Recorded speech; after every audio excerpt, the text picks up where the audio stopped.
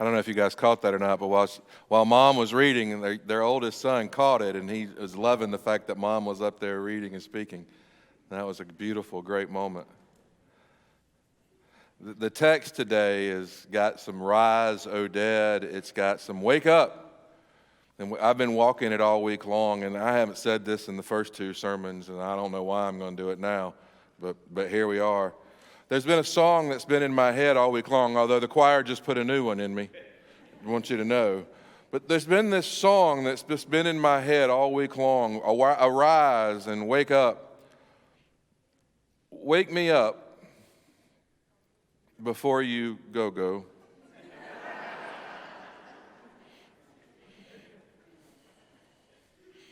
Don't leave me hanging on like a yo-yo. Wake me up before you go. Are you ready? Jordan was doing it, so I'm going to have to do it. I don't want to miss it when you hit that. Ha! Did I make the choir? Did I make it? Bass. Can I talk to you about Jordan for a second? I did all that just to do this. Although I really wanted to hit that high. Have you gotten to know Jordan? When she came through here, she was the one that was singing as she walked in. Jordan is our associate music director. What that means over the last 16, 17 months is her job, much like everybody else, has changed about 20 times. One of the things that we knew that when we closed the doors back in March of 2020 that we were beginning to work on was how much our families wanted a better children's church, children's worship experience. And so we began to talk about that and to work on that.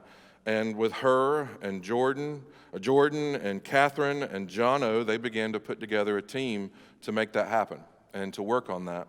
And now, Jordan's job description now includes leading the music in kids' worship and our children's worship. That energy now combined with Tiffany is what's leading our children's worship.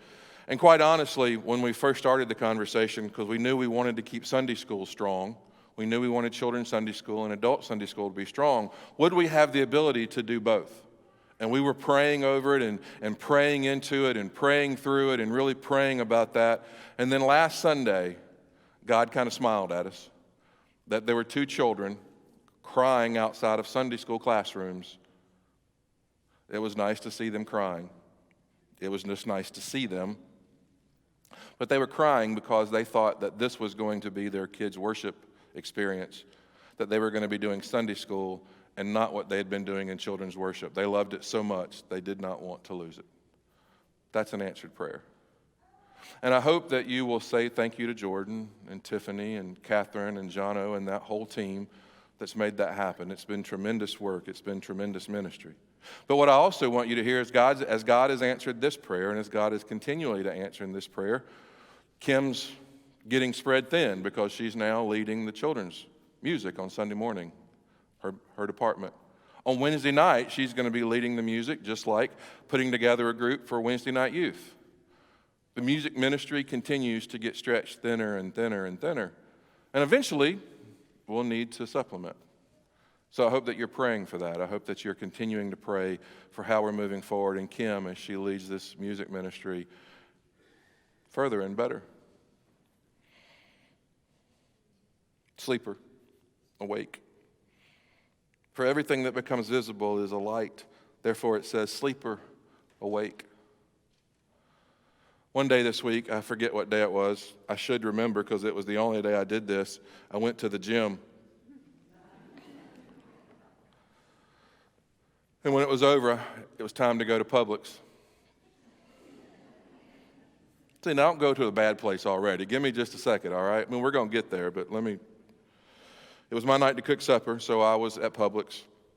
And I'd gotten my oranges, and I'd gotten my chocolate milk. Because, see, the doctor told me if you'll eat oranges every morning, so I eat 2 navel oranges and drink milk, and so I'm drinking chocolate milk, that will help me keep from getting a kidney stone. So I drink the chocolate milk and eat the oranges every morning. So I've got my oranges and I've got my chocolate milk. And now there's another fruit that I'm wanting. I'm wanting some figs. And the Newton brothers, the Newton family, has put together these great things called Fig Newtons that are just really, really good. And so I was on the Fig Newton aisle. Have you ever been there? You should go there. There's other stuff on it, but most importantly, there are the Fig Newtons. And I was on that aisle to go get my Fig Newtons, and coming down the aisle, I heard them before I saw them because I was Fig Newtons, not the low-fat stuff. Those things aren't good. But the Fig Newtons. There was a mom with two sons, 5 and 7, 6 or 8, somewhere in that age group, about 2 years apart, and they were just wailing on one another, beating each other half to death. And I thought, don't knock over the Fig Newtons. And I just kept trying to move, and then it happened like that. She snapped. Mom snapped right there in the Publix aisle. She didn't hit them. She didn't grab them. She didn't knock them down. She just used that voice. You know the voice? And she looked at them and said, "No more foolishness." And they stopped. And I stopped. And I just stood there. I did not move. I did not breathe. I just stood there, and I did not make direct eye contact. I kind of looked off to the side, and out of my peripheral vision, I could see them. And none of us moved for like 30 seconds. And then she finally said, "Okay," and they began to walk, and I just stood there, and she said, "You may go now." And I went and got my Fig Newtons. Have you ever had a moment like that? You've done what you're supposed to do. You've kind of done what you're supposed to do, and you're going on, and you're moving on, and you're going to that next thing that you need to do, and something happens. Something crazy happens, something messes it up, something knocks you off, and then that voice that comes in and says, "No more foolishness, knock it off, no more." This is the text we read today, both texts that we read today. When Isaiah is speaking to his congregation, when he is speaking to the Israelites, they're in conflict. They're not just in conflict, they're in crisis. I don't even know if crisis is a strong enough word, is it, Jim? They're in crisis. They have been abandoned by God, they feel. They have lost God. They have lost their religion. They have lost their identity. They have lost themselves, and they feel like that they have been left by God. And so they write this song of Judah, this song of victories, Judah's victory is what it's called. And they begin to pray to God and to speak to Isaiah saying, have God, speak to God, and have God smash down, knock down our oppressors. Have God put down our oppressors. Have God stop these people. Have them knock this foolishness off. Have them stop this evil. Have God do this. And when they write this song, this is a song, this whole text, all of Isaiah 26, this Judah song of victory, they teach them. This is a hymn. The choir used to sing it when they'd gather in and people would begin to clap. This was a song that called for God to act and God to fix and God to save and God to redeem and God to hold. And so they would sing it, and it would give them peace. I think along with us today, along with the song that you guys sang, a song that I grew up on, "There's Power in the Blood." That's what this is. That this is this song where they're saying God is coming in and knocking off the foolishness. Saul, who is going to become Paul, grew up in a home that would have learned to sing this song as a child. Not just in the home, but in synagogue, in their faith community. This psalm, Isaiah 26, would have been a cornerstone in their faith, would have been a cornerstone in understanding not just how to sing, not just how to sing together, but in how to understand who God is. And it's important, it's imperative that we note here that when Paul now is writing to the church in Ephesus, they're not in crisis. So it's very interesting what he does here. They're not in crisis at this moment. Do you know what they're in? Comfort. Paul's writing to the church in Ephesus in comfort. And so when he starts off with those words, calling back to Isaiah 26:19, sleeper, awake, he's saying, you comfortable, you sleeper, you're not dead, you're just asleep. Wake up, come to. Because what Paul knows and is saying to us 2,000 years later, comfort can be a crisis in itself. That when we forget the sacrifices of the greatest generation, that when we forget what it means to truly sacrifice in order to be, we get comfortable. Comfort can create its own crisis. Because comfort can be this thing, this place that we yearn for, that we run for. And what Paul is saying to the church in Ephesus is, don't run for comfort, run for God.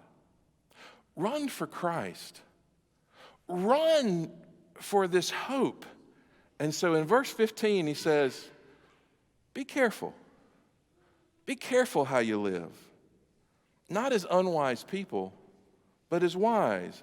Making the most of the time, because here it is in verse 16. Will you throw it back up for me in the booth? I feel like John Madden. I need a telestrator. That was a millennials. I'll explain it later. Because the days are evil when we are focused so much on ourselves, when we are focused so much on our own comfort, when we are focused so much on our own wants, the days become evil. So do not be foolish. Verse 17. But understand what the will of the Lord is. Understand what the will of the Lord is. On Prayer Sunday, and now we're there. On Prayer Sunday, we are focused on prayer. And can I tell you what the power of prayer is? It's not asking for what you want. And that's usually where the sermon ends, right? Don't just pray for what you want. Don't use a checklist. I'm going to go a little further. It's not just not praying for what you want. It's not praying for what you need. Let me sit there for a second. The power of prayer is not learning to pray for what we need. That's a gift. The power of prayer is found in praying for what Paul says here, for whatever the will of the Lord is. Do you remember how Jesus modeled it for us? Our Father, who art in heaven, hallowed be thy name. Thy kingdom come. Thy will be done. It's leaning in and having prayer root us. It's being rooted in prayer. It's being grounded in prayer. It's having prayer as the foundation for who we are.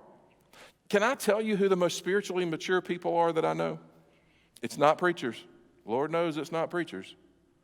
Me included. It's not teachers. It's not even people who read the Bible backwards and forwards and know it chapter and verse. That's not it. Can I tell you who are the most spiritually mature? It is the people that are grounded in prayer. It is the people, it is the folk, it is the saints who are grounded in prayer and grounded in God's will. Now, there are preachers who are grounded in prayer. There are teachers. There are those who know the Bible chapter and verse, grounded in prayer. But it is always that connection. I can't tell you how many times I've walked into a hospital room ready, braced, because I know how difficult this visit's going to be, and the saint looks at me and says, well, this one's going to get me. It's just a matter of weeks. And they smile and say, but I'm ready. Because if this is God's will and I'm going to be with God, then I'm ready. I can't tell you how many times I sat with folks whose lives have just been devastated, and I think I'm going to walk in, and I brace myself, and they sit down and they look and go, preacher, I just want the will of God in my life. Can you help me get there? Can you help me stay faithful? That's spiritual maturity. The most powerful conversation I've ever had was in a Sunday school class in Covington, Georgia. There were it was a very big mix of ages. And there was this saint that was talking. And she was talking about her life, Della Royston, and she was talking about the struggles and the good and the bad. And she just imparted this huge amount of wisdom right here. And some of the younger families, some of the younger couples said to her, I can't wait till one day that I have your wisdom. And she looked at him and she said, I pray that you never have my wisdom, because the scars that bring this, I hope you don't have. There's a depth, there's a maturity, there's a grace that comes when we root ourselves and live in this wisdom and in this prayer that we have, that we are focused in having a devotional life, and focused in having a prayer life, and focused in what that means. Now, let's keep going. This is the quickest way to get my family to roll their eyes. And it works this way with staff, it works this way with clergy, it just works this way. They all this way. Andrew Duggan's just sitting up there with Jen. They're probably going to high-five each other after I say this next line. The quickest way to get your family to roll your eyes and say, can we stop by the church? It'll only be a minute. Mine won't, they just high-fived each other. Mine won't do it. Jen will just look at me and go, no. And I go, yes, ma'am. Brendan's a sucker. He'll do it. He's also the nicest person you've ever met. Friday, we stopped here to get some stuff off my desk. We were running some errands. Brendan, it'll just be a minute. We went and got the stuff off my desk. I wanted to show him the Sunday school hallways. I wanted him to see all the great stuff that our staff is doing and that you're doing. I wanted him to see it, to just like, look, Brendan, this is pretty awesome. We came down. We came up on the nursery hallway, and I heard these loud kids. I just knew they were loud kids. I mean, you could hear it all the way down the hall. It was loud. And I was like, that sounds like fun. I want to go play with them. I got further, and Julia came running out of the office. Julia Shaw. Do you know Julia? Sitting in a conversation with her and Tiffany and Kristen's like getting shot with 47 machine guns. You ever sat with them? She begins to look at me, and then she says this, thank God it's you. That's never good. It's never thank God it's you. I've been carrying this $500 that I've been meaning to give to you. It's never, oh, thank God it's you. I got this great thing to tell you. It's always something that's a mess. And there we were, oh, thank God it's you. And I realized those were not kids playing. There was a mother and a daughter in the chapel, and they were kneeling at the altar crying and screaming and shouting. And the daughter was praying in tongues, loud, afflicted, suffering, hurting. I could feel Brendan behind me. It'll just be a minute, Brendan. I went and I sat down and kneeled down and began to pray. The louder and the harder I prayed, the louder she got. The worse it felt like she got. And we began to pray together, and I began to pray slow. Breathe. Breathe. God loves you. God's got you. Nothing pulls you away from God. God has you. And the more I did it, the louder she got and the worse she was. Until after, 30, 35 minutes, I finally said this. I prayed to God quietly, God, you got to help me here. The water's over my head. And he said, go get help. It wasn't a Morgan Freeman, James Earl Jones voice coming down from heaven. It was just something internally that said, go get help. And so I looked at Mom and said, I need to step outside to call some friends. I did not call preachers. You know who I called? I called the Right Honorable City Council member Travis Lindley and said, I need help. I need some city resources. I need crisis intervention specialists. Within 3 or 4 minutes, Smyrna's finest police officer showed up in our parking lot right outside the door, and an angel wearing a Smyrna badge and a gun on his hip walked in the door. And together we sat down with this mom and this daughter and helped. The mom looked at me at one point and she said, this is spiritual. And together, this intervention specialist and I said, yes, this is spiritual, but this is also chemical, and this is also past. and together we need to get help. And the mom said, I just want you to pray. And I said, ma'am, I've been praying. And what God said is get help. Here's help.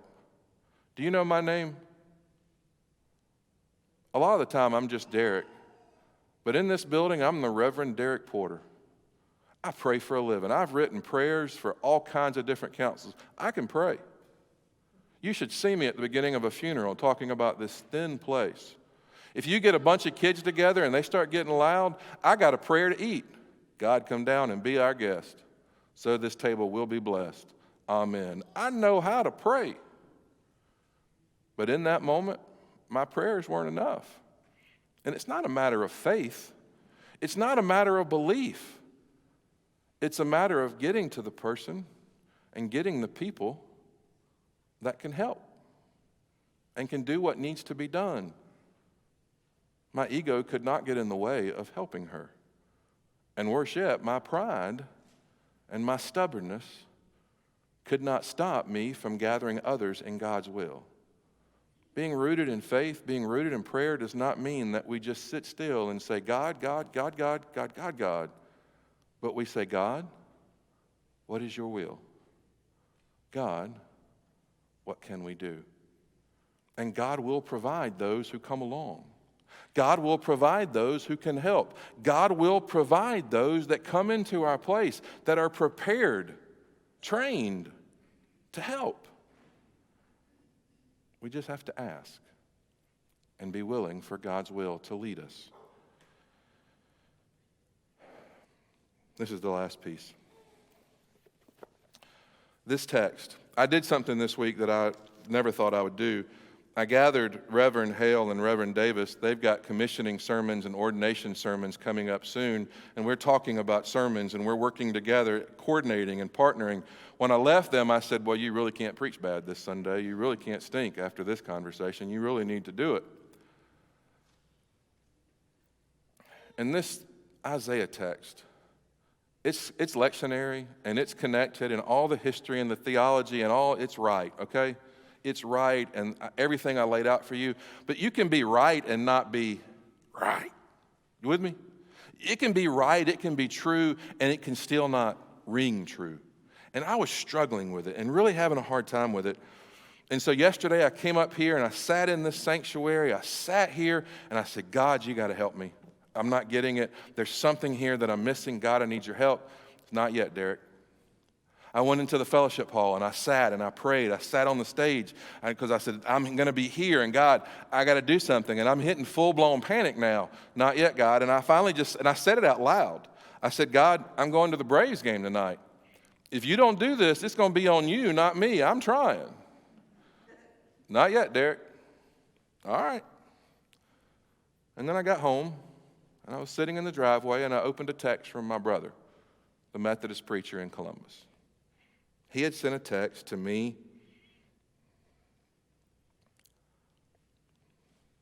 and my brothers and my mom. The digital team at Hazelhurst United Methodist Church had been going through their files, and they found a sermon from December 3rd, 2006, of my dad's. The dead shall rise. And for the first time in almost 12 years, I got to hear his voice. It wasn't a good sermon. If he was sitting right here, I'd tell him, Daddy, in 45 minutes, you preached 8 sermons. But I heard his voice. The dead shall rise. And I heard God say, now you're ready. No matter where you're sitting now, no matter how distant you feel, no matter how lonely you feel, how lost you feel, God sees you. God sees you. And whether it comes from bad decisions of yours or someone else, whether it comes from diagnosis, or whether it comes from just, I haven't been doing what I need to be doing, God sees you. Does that feel good? Because it goes another way too. God sees us. If we're being petty, if we're being mean, if we're being cruel, if we're being spiteful, if we're demanding on our own way, God sees us. And he doesn't leave us. He doesn't leave us. The dead shall rise. Hope shall come. Sing songs. Sing loud. Wake me up before you go. I really want to hit that. Nah. Amen.